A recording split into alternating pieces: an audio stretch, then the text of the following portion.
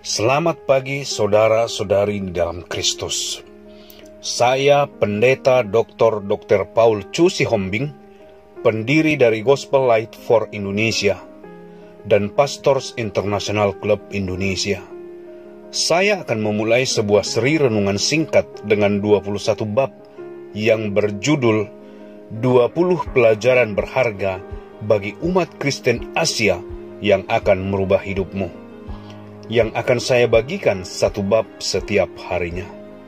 Besar harapan saya, renungan ini akan memberikan dorongan bagi kita, sebagaimana kita menghadapi situasi pandemik di dunia dan secara khusus Indonesia. Bab 1. Sebuah keberhasilan yang gagal. Ketika saya berumur 33 tahun, saya sangat menikmati kesuksesan hidup. Pada waktu itu, saya sudah mempunyai 2 orang anak dan seorang istri yang cantik.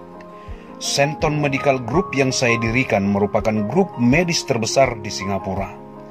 Dunia olahraga juga bagian dari kesuksesan saya ketika saya mewakili negara dalam pertandingan tenis dunia.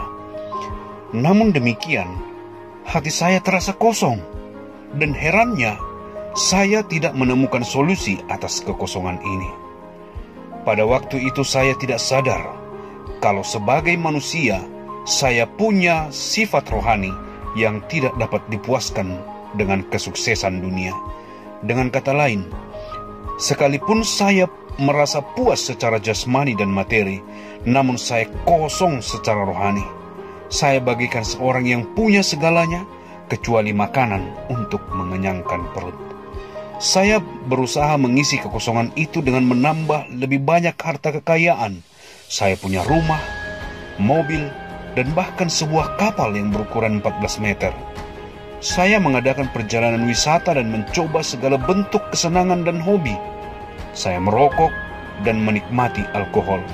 Saya juga memuaskan diri dengan berjudi, namun hati saya tetap kosong. Ternyata kekosongan rohani tidak dapat dipuaskan dengan harta dan materi. Saya bagaikan seorang yang bodoh, yang berusaha memberi potongan emas dan perak ke dalam perut yang kosong dan bukan dengan makanan.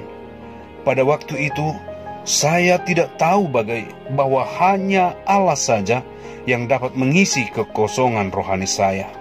Sepanjang malam saya tidak tidur. Sebagai seorang dokter, sangat mudah untuk mendapatkan obat tidur.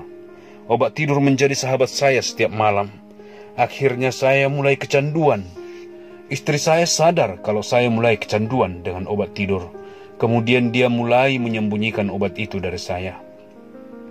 Setiap hari saya lalui dengan rasa putus asa. Saya tidak tahu apa yang harus saya lakukan. Ternyata semua keberhasilan yang saya dapatkan adalah satu kesuksesan yang tidak berarti dan tidak penting. Dari luar saya kelihatan bahagia, tetapi sesungguhnya dari dalam saya adalah seorang yang sukses dalam kegagalan. Kesuksesan dalam kegagalan ini saya lalui selama 33 tahun dalam hidup saya. Sesungguhnya dunia ini penuh dengan orang-orang yang seperti saya, yang sukses namun gagal. Mereka dikagumi oleh banyak orang. Mereka berpura-pura bahagia, dan banyak orang yang tertipu dan mengarahkan tujuan hidup untuk mencari kesenangan dunia dan kekayaannya. Mungkin Anda juga demikian. Definisi yang baik dari kegagalan adalah seorang yang berhasil dalam banyak hal yang tidak penting. Janganlah menjadi seorang yang gagal. Janganlah memberi makan perut yang kosong dengan potongan emas dan perak.